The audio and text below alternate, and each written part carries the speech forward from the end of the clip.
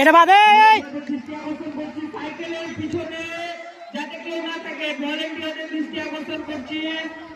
সাইকেলের পিছন দিকে যাতে কেউ না থাকে শুধুমাত্র ভলেন্টিয়াররা থাকবে ওবাইদুল্লাহর বেটা বাদ ওই আগে চলে এই সাইকেলটা পড়ে গেছে এটাকে সরাও তো এই তুষার ওই সাইকেলটাকে সরাও